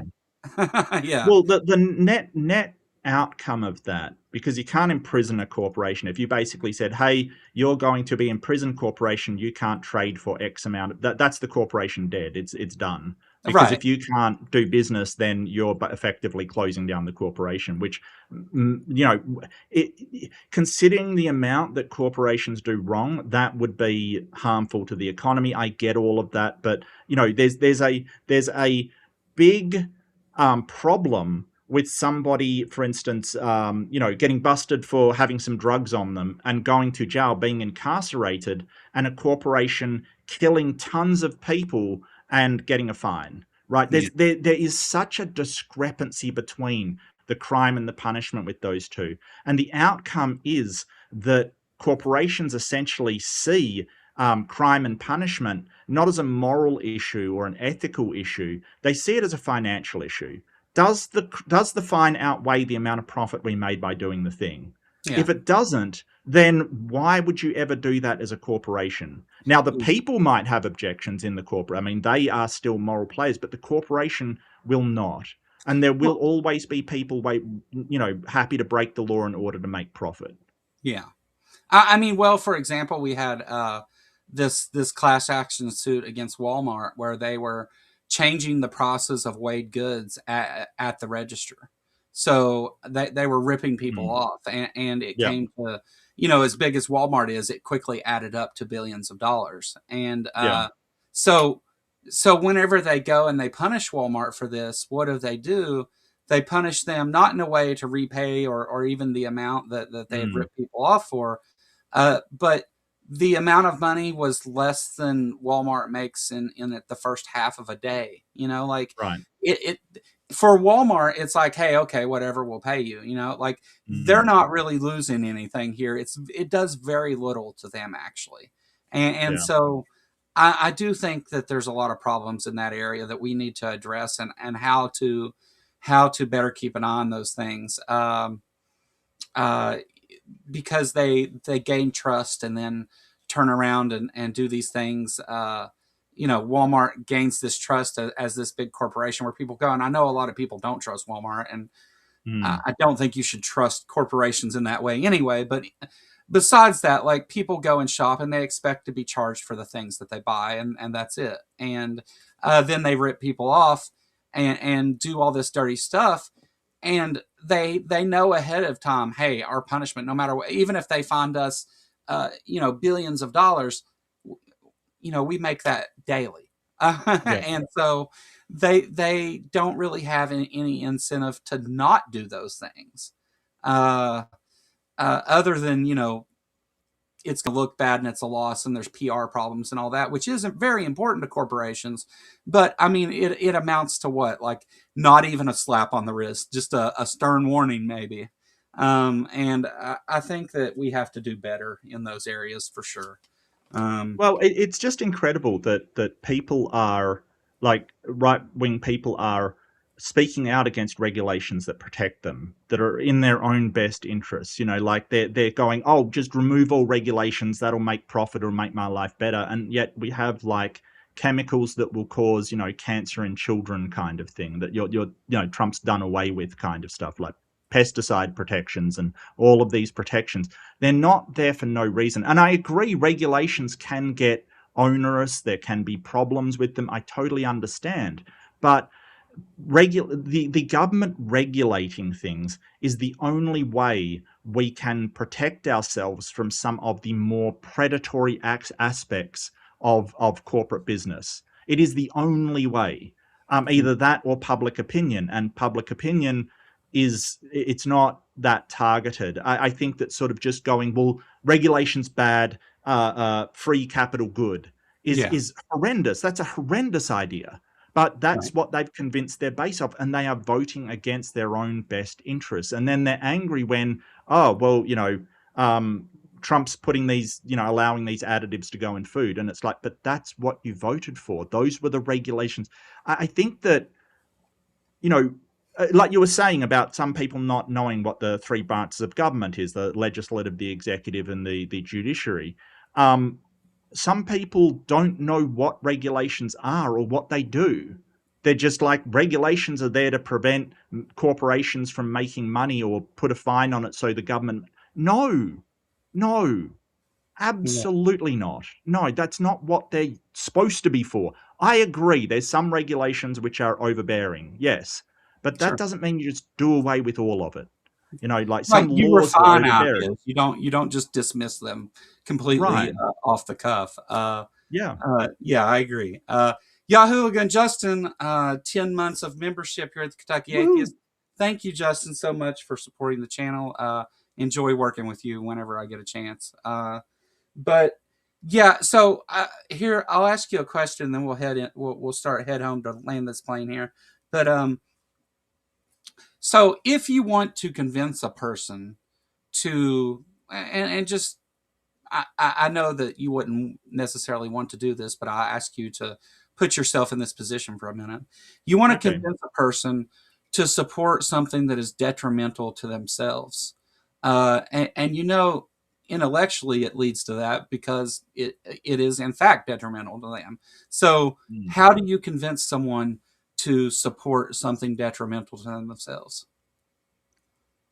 Well, I mean, I'm not really good at that, but I would say that I think that the first thing to do is sort of convince them of some kind of threat, right? Some kind of overarching threat Yes, that sir. they need to protect themselves and their families and vulnerable people from. Like, so you basically have, some kind of either existential issue or a issue that is directly threatening to them, and then you basically say that whatever you're doing will help. Like, so if they're sort of saying, hey, you're poor and you can't afford food and you're struggling in the economy, and you make the threat, this oh, you're struggling and you're going to go bankrupt and all of these things, and then say, well, if you just get rid of regulations, you're going to be absolutely fine, and the companies can make more, they'll give you more money.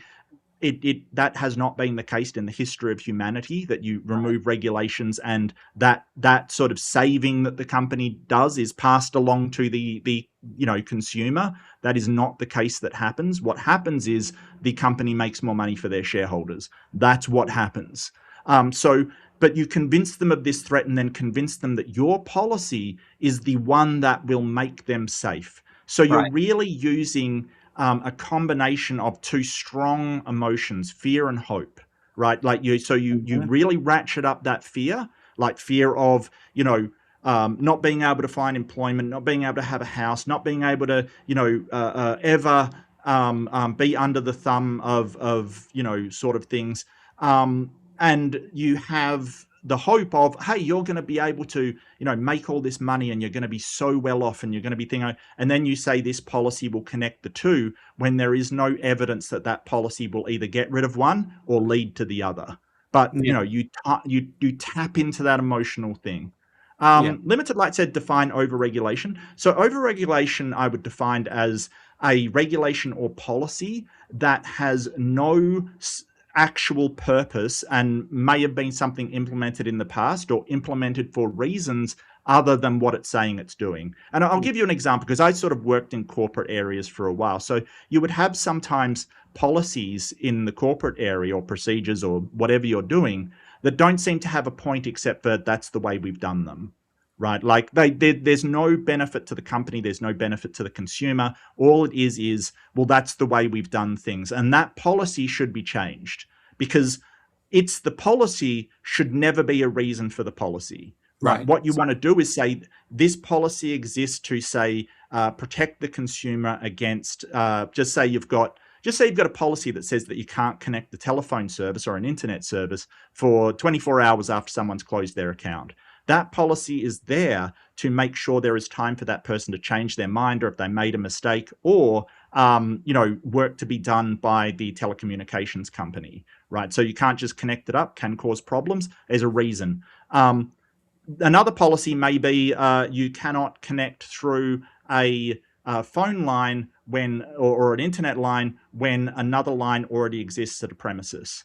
There's no reason except that's the policy, right? So if Right. two people live in a house, they both want their own internet service. That was from a time where you had phone lines, and the phone line, if you took it, you would take it, and that other person wouldn't have a phone line. But that's not the case anymore, right? So there is no reason for that policy. And I had an argument with somebody like, why do we have this policy? And it's like, because that's the policy.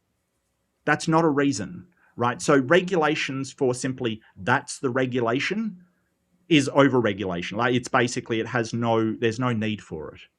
It's just a regulation that was put on there that does not do jack squat and probably should be removed. Yeah. Yeah. And great answer, by the way. That's exactly where I was kind of going with that is if you want people to support things that are detrimental to themselves, you create fear. Mm. And Yeah. the we have a little bit of experience of deconstructing and seeing others deconstructing where the one thing that they can't let loose of is this fear of hell. And so we know from some of those things Mm. what a powerful position that is to Mm. have someone in fear of something. And whenever you create fear and then Mm. you also offer the solution to the fear that you created, uh, things start to look a little culty. And the it's a it's an awful thing, and I think it preys on vulnerable people, and it. But the rich know what they're doing, right? I mean, for the rich, Yeah. they're reaping all the benefits, so they don't even really care what's happening Sure. to all these other people. And Sure. it's such a hard thing to get somebody to let go of those things that are detrimental to themselves because of the fear that has been created and remains. And Mm.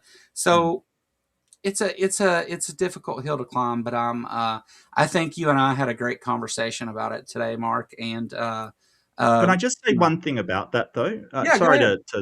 that I No. don't think they just play on the vulnerable. I think they prey on the human condition. Oh yeah. I was talking about this the other day. I've never had a fear of hell. Like I just throughout my entire life, never ever. It's never once worried me, concerned me. And I'm not trying to sort of flex over anybody. Trust me. I'm just saying that I was never raised in a religious household. It was completely secular. Like I didn't even know about God until I was, in school. Um, like it was never taught to me, but I do remember having sort of an existential crisis, sort of at a very young age, at maybe 8 or 9, like being afraid because what if I don't exist anymore, kind of thing. And then you sort of learn about, hey, we live, we die, it's a thing, and you eventually accept the idea, hey, I'm not going to be here anymore. But I think that fear of sort of me not existing is something that they prey on. And I think that's a human condition. We kind of all go, well, I want to exist. I don't not want to exist. And I think that sort of in growing up, we have to accept that life has an ending point. It Yeah. will end. But I think that religion preys upon everybody's existential dread of the end of life to implement a reward punishment system, that hope and fear again, for heaven and hell, in order to make them do stuff and support their church and basically prop themselves up. Um, and I was sort of saying, like, imagine what it would feel like if you never had a fear of hell in your entire life. It just never occurred to you. You never had one twinge of worry about it, ever. And that's where I'm coming from. I've never had the slightest worry about a hell, ever, in my life. Yeah. And it is incredibly liberating to go, yeah, I don't have that. And I can't imagine what it's like. And I'd really like to help people with that. Because if you, like, I really think it just shows. Sorry, I'm going on a bit, Joe. I do apologize, mate. No, But no, I no, think no. There's no hard stop on this. You say what you need to say. well, I think it really does show that if you're not told about this thing you should fear, that you should, really internalize of being afraid of, it never will arise by itself. It is not something that just arises. It is something that is put in people by people who think they're doing that person a favor, but it was done to them. And they do it to the next person and next person, next person. I think that religion really preys upon that. And yeah, I really admire people that break out of it, because that's really impressive, like it's hard to break out of. Yeah. As somebody raised in the Southern Baptist church, Mm, where hell is always, I mean, it's part of every conversation, uh, right, and how you right. deserve it. Yeah, I can't fathom not ever having that as part of my life. I mean, I can't, I can't put it's hard for me to imagine it, just the same as it's hard for you to imagine actually having that be something that you dealt with throughout Well, life. could you imagine a fear of Krampus? Is really what an Yeah, right, analog is. right. Right? It's It's hard just to something. internalize that. Yeah, Right, right. And so, but I do have, like, if you hear someone has a fear of something, you're like, oh, I'm sorry you were told that. yeah, right. Yeah, it Yeah, sucks. yeah. Like I totally, I really feel for you. I'm sorry, I didn't mean to cut you off. Go for it. No, no, no. You're great, and now I hope everybody sees why the title was "The Hmm. Legend Mark Reid Comes to Visit." Such a great I conversation. I don't know. I felt awkward with me, but I'm not a legend. There's no Oh, way, come on. no way. Like I No, look, I'm just another person doing, no. my slightly random wacky stuff online. Look, I'm just another guy out there. I really am. I really You am. said all those nice things about me. I get to repay Oh, you. okay, fair enough. Fair enough. Fair enough. Okay, that's a good point. Yeah, Joe putting me in my place again. Joe just Yeah. owns me every time. But Absolutely. yeah. So Joe, I'll holler at you after the show. I'll send you an email.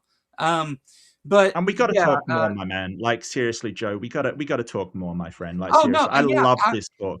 Every time we do this, the 2 hours just flies by, and here we Yeah, are. yeah, And I think that we relate on a lot of things, and it's really great being able to share my perspective with somebody who's in another country on the other side of the world, mm, looking at this from there. And so it's really great to have that conversation and to use that perspective to better understand, my yeah, perspective myself. So yeah, absolutely. very appreciative for the great Well, conversation, and you always bring the goods, Mark. oh, Uh, thank so you. so Well, look, don't think it's just America. Most people are, essentially the same everywhere. They just want to be safe. They want to have food, shelter. They're essentially the same. this whole demonization of immigrants as these horrible people coming to take your shit. That is, they're just people. They're just ordinary people. Like, Mm. and this is what I'm saying. I really, if there's one thing, I will leave with one thing I dislike about the US, it's how they make some section of the population into gods and others as demons. It annoys me. It's kind of like they're just people, guys. They're just ordinary people. Yeah. All right. So, Sorry. But thank you so much for having me on, Joe. I've had a blast. It was a really good conversation. yeah. Sorry if I talk too much. I'll do that. You know me. But No, yeah, I've had a blast, mate, and we got to I do this tell you more what, often. Mark. Some of my favorite guests, like I've always said that you're one of my favorite people to talk to because Oh, thank you. we're able to have we're just I don't know. I feel like we're able to talk to each other on a level we both understand, and it's just I think we have great conversations. But I've talked about J.L. Warren being such a great guest because he comes and makes it easy for me because he's gonna go on about the subject and really break it down and stuff, and that's not a bad thing. I definitely love to have a guest on. One of the hardest people for me to talk to that I love to death is Godless Granny, and Right. not because she's great at what she does, but whenever Mm. I try to interview her, I get a lot of yeah, no, short answers and stuff, and Right. Right. I love not having to fill the space myself. So, but don't misunderstand me. She is a wonderful person to have on, and I've had great talks with her too. It's just more challenging. So anyway, we're gonna wrap up here. It's been 2 hours. Get out of here. Let you Cool. guys get back to your night. I'm so glad that I scheduled this at 9 o'clock at night to sit down and talk with Mark and had such a great conversation. I hope you guys liked it. I've been posting a link to Mark's channel in the chat all night long. And Mark, anytime you're here, somebody's wanting to know your channel information or something, exclamation point Mark will give a link Okay. to your channel for people, and you can use that after this and everything, and it'll be active. So Oh, thank you. yeah. Um, so Yeah, I yeah, gotta I gotta get better at stream elements. I really do. I really do. But me too. Really, right now I've got it Mm, to where every time somebody comes on, I just put that in there and then just leave mhm. it. So I'm like, anytime you come and chat, if you're not a mod or whatever, just you can put your name in and it'll drop a link to your channel Yeah, for you. yeah. It's So fantastic, mate. It's yeah, fantastic. I just but yeah, really admire it. Yeah. so I'll be on next. With Lil, the new co-host on Politicality. I'll be on Thursday with her.